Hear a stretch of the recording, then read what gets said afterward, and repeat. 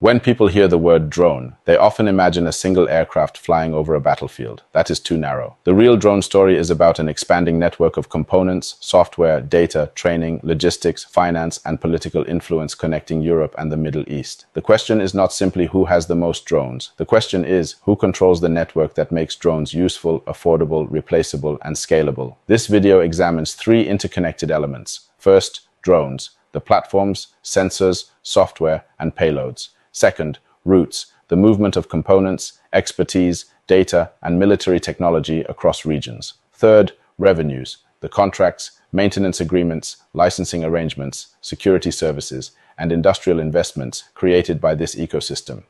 Together, these elements are producing a new axis of influence between Europe and the Middle East. It is not necessarily a formal alliance. It is a network, sometimes public, sometimes commercial, and sometimes deliberately opaque. Drones have changed the economics of surveillance and warfare. A state no longer needs to deploy a large number of aircraft or expose pilots to every mission. Smaller systems can provide intelligence, surveillance, reconnaissance, communication support, and, in some circumstances, strike capability. But the advantage is not only affordability. Drones can be produced in large numbers, upgraded quickly, and integrated with satellite imagery, artificial intelligence, electronic warfare, and conventional forces. That makes them attractive to governments seeking military capability without immediately investing in the most expensive traditional platforms. Every drone depends on an ecosystem. That ecosystem may include flight controllers and navigation systems, cameras, thermal sensors, and communications equipment, batteries, engines, and composite materials, mapping and data analysis software, satellite or radio communications, maintenance teams, and spare parts, operators, instructors, and technical specialists. This is why the drone itself can be misleading. The visible aircraft may be only the final product of a much larger industrial and technological chain. Control over the chain can be more valuable than control over one particular model. Europe's role is developing across several levels. European states are increasing investment in unmanned systems, border surveillance, air defense integration, electronic warfare, and domestic defense production. European companies also participate in advanced manufacturing, sensors, communications,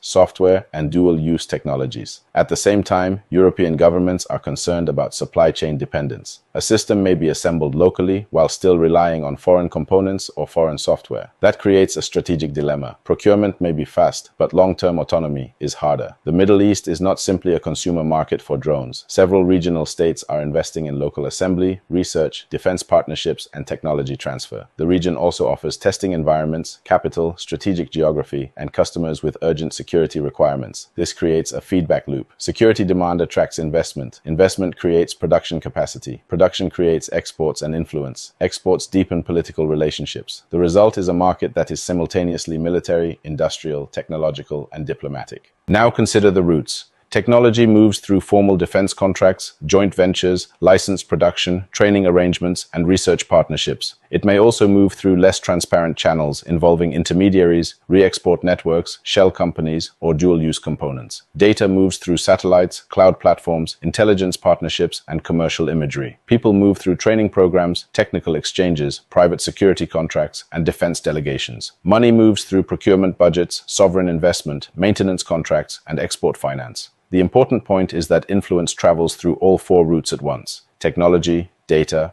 people, and capital. The largest revenue may not come from the initial drone sale. It may come from everything that follows. Maintenance contracts create recurring income. Training creates long-term dependence. Software updates create subscription-like relationships. Spare parts establish supply chain lock-in. Data services and satellite connectivity can generate additional value. This changes the business model from sell a platform to control a capability ecosystem. For suppliers, that means durable revenue. For buyers, it can mean improved capability, but also dependence on external technical support. Drones can reshape diplomacy because they create relationships below the level of a formal military alliance. A country may buy a drone system from one partner, obtain sensors from another, use satellite services from a third, and train personnel through a fourth. That produces flexible but complicated networks. It also creates bargaining power.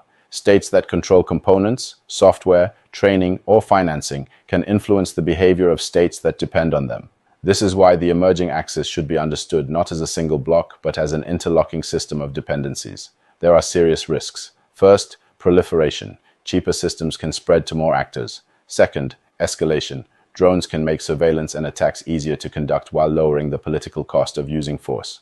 Third, attribution. When a drone or component passes through several intermediaries, identifying responsibility becomes more difficult. Fourth, regulatory gaps. Export controls may cover complete systems while failing to address individual dual-use components. And fifth, civilian risk. Drones can affect urban areas, commercial shipping, energy infrastructure, and humanitarian operations. The technology may be precise, but the political consequences are not always controllable. To understand where this axis is heading, watch 5 indicators. 1. New joint production agreements. 2. Local manufacturing of engines, sensors, and communication systems. 3. Integration between drones and artificial intelligence. 4. The expansion of drone defense systems. 5. Procurement deals that include training, software, data, and long-term maintenance. These indicators reveal whether a country is merely buying equipment or building strategic autonomy. For Africa, this trend matters for both security and development. Drones can support border monitoring, disaster response, agriculture, infrastructure inspection, and maritime security.